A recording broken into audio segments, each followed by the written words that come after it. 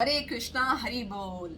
तो आज मैं श्रीमद् भागवतम महापुराण से एक बड़ी इंटरेस्टिंग स्टोरी लेके आई हूँ, जो कि शायद ही हम में से किसी को पता होगी कि आखिर महाभारत का युद्ध खत्म होने के बाद धृतराष्ट्र का क्या हुआ।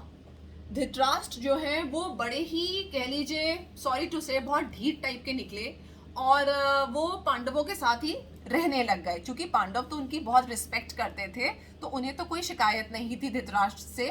लेकिन जो विदुर थे, विदुर बोले धृतराष्ट्र को झंझोड़ते हुए, क्या बोले आइए सुनते हैं श्रीमद् भागवतम में विदुर धृतराष्ट्र से। तो विदुर कहते हैं, आपके पिता, भाई, शुभ चिंतक तथा पुत्र सभी मर चुके हैं और दूर चले गए हैं। आपने स्वयं भी अपने जीवन का अधिकांश समय व्यतीत कर लिया है। अब आपके शरीर को बुढ़ापे ने आ दबोचा है और आप पराए घर में पड़े हुए हैं। जानबूझ के उनको धिक्कार रहे हैं, because he is not realizing कि उनको अब आगे क्या करना चाहिए। He is just still thinking about his own comfort. आगे कहते हैं विदुर, आप जन्म से ही अंधे रहे हैं और हाल ही में आप कुछ बहरे हो चुके हैं, टॉन्ट मार रहे हैं। आपकी स्मृति कम हो गई है और आपकी बुद्धि विचलित हो गई है। आपके दांत हिल चुके हैं, आपका यकृत खराब हो चुका है और आपके कफ निकल रहा है। ओह, प्राणी में जीवित रहने की कितनी प्रबल इच्छा होती है। टॉन्ट मारते हुए कह रहे हैं कि भाई आप में कितनी जिंदा रहने की प्रबल इच्छा है। You want to live again in this life only. कि इतने सारे बच्चों की डेथ होने के बाद भी he just want to live comfortably. उसी को कहते हुए कह रहे हैं कि आप में जीवित रहने की कितनी प्रबल इच्छा होती है कि निश्चय ही आप एक घरेलू कुत्ते की भांति रह रहे हैं और भीम द्वारा दिए गए जूठन को खा रहे हैं।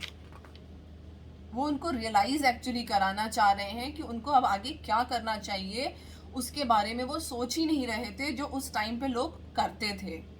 आपने अग्नि लगाकर तथा विष देकर जलाने की कोशिश की थी ना पांडवों को, और भीम को विष दिया था दुर्योधन ने। आपने अग्नि लगाकर तथा विष देकर जिन लोगों को मारना चाहा, उन्हीं के दान पर आपको जीवित रहने तथा गिरा हुआ जीवन बिताने की आवश्यकता नहीं है। उनकी एक पत्नी को भी आपने अपमानित किया है और उनका राज्य तथा धन छीन लिया था। मरने के लिए आपकी अनिच्छा होने तथा आत्मसम्मान की बलि देकर, he has lost his self respect, जीवित रहने की आपकी इच्छा होने पर भी आपका यह कृपण शरीर निश्चय ही क्षीण होता तथा पुराने वस्त्र की भांति नष्ट हो जाएगा। तो उनको उनकी ड्यूटीज याद दिला रहे हैं कि भाई शरीर तो खत्म हो जाएगा, बट उससे पहले अपनी जो ड्यूटीज है उनको पूरा तो कर लो।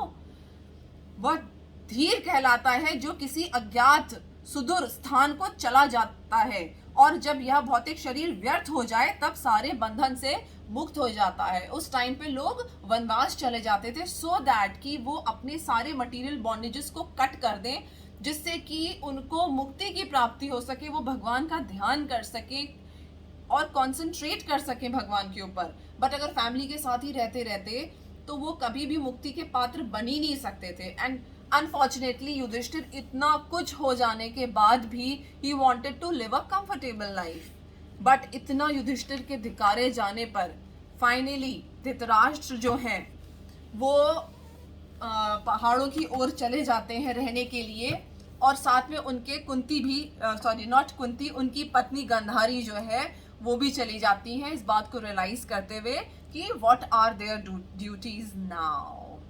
तो यहीं फिनिश होता है हमारा श्रीमद् भागवतम कैंटो 1 की ये स्टोरी कि आखिर महाभारत के बाद इन ऐसे कैरेक्टर्स का क्या हुआ था।